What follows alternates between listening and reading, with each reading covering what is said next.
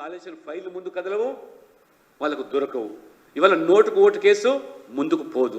అంతేకాదు, ఒకసారి మీరు ఆలోచన చేయండి, అవినీతి విషయంలో ఏ రకంగా ఈ పార్టీలన్నీ కూడా మూకుమ్మడిగా ఏకమై మోదీ గారి మీద ఎదురుదాడి చేస్తున్నారు.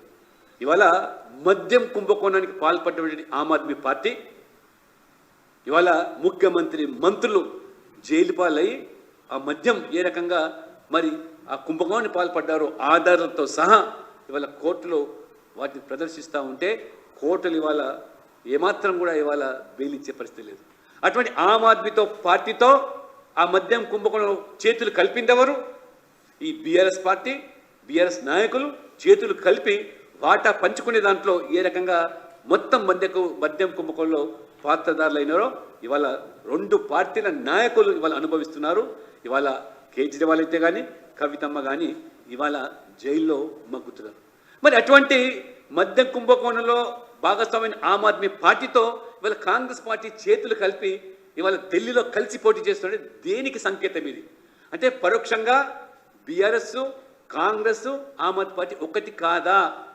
ఒకసారి తెలంగాణ సమాజం ఒకసారి ఆలోచన చేయాల్సిందని నేను కోరుతున్నాను.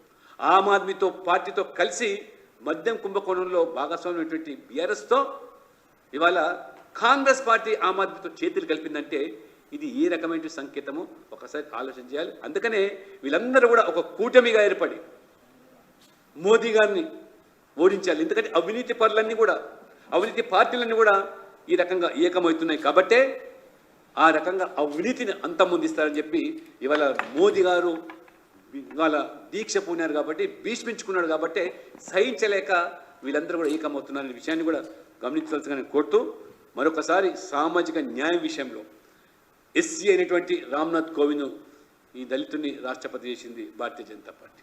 ఆదివాసీ మహిళ ద్రౌపది ముర్మును రాష్ట్రపతి చేసింది ఇవాళ భారతీయ జనతా పార్టీ. అత్యంత వెనకబడ్డ ఒక సామాజిక వర్గానికి సంబంధించిన వ్యక్తిని ప్రధానమంత్రి చేసింది భారతీయ జనతా పార్టీ.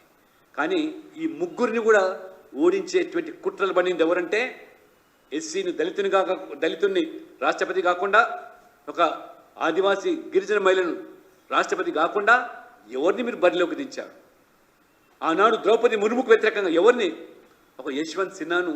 అంటే మీకు సామాజిక న్యాయం అంటే ఏ విధంగా మరి మీరు కొమ్ము కాస్తున్నారో ప్రజలు అర్థం చేసుకోగలుగుతున్నారు. ఇవాళ మూడోసారి ఒక బీసీ ప్రధానమంత్రి అవుతున్నాడంటే జీర్ణించుకోలేక, సహించలేక ఈ దేశాన్ని పాలించే జన్మ హక్కు మా నెహ్రూ, మా గాంధీ కుటుంబానికే ఉందని భావించే మీ కాంగ్రెస్ యొక్క మనస్తత్వాన్ని ఇవాళ ప్రజలు ఇవాళ ఏమాత్రం కూడా స్వీకరించడం లేదు కాబట్టి సహించలేకపోతున్నారు. కాబట్టి ఈ రకంగా సామాజిక న్యాయం విషయంలో ఈ తెలంగాణ రాష్ట్రంలో కూడా ఖచ్చితంగా ఇవాళ అంత్యోదయ సిద్ధాంతాన్ని నమ్ముకున్నటువంటి భారతీయ జనతా పార్టీ ఎస్సీ వర్గీకరణలు చేపట్టి మాదిగలకు కూడా న్యాయం చేయాలని చెప్పి మోదీ తలపిస్తూ ఉంటే, మోదీ ఆ రకంగా వారు భావిస్తూ ఉంటే మీరు కనీసం ఈ పార్లమెంట్ ఎన్నికల్లో ఒక్క మాదిగకు కూడా సీట్ ఇవ్వకుండా ఏ రకమైన సంకేతం ఇచ్చారో మొత్తం ఇవాళ మాదిగ సమాజం కూడా ఇవాళ గమనిస్తుంది. కాబట్టి మీ యొక్క ఏదైతే దుష్ప్రచారం, అబద్ధాల అస్త్రాల మీద ఈ ఎన్నికల్లో పోదలుచుకున్నారో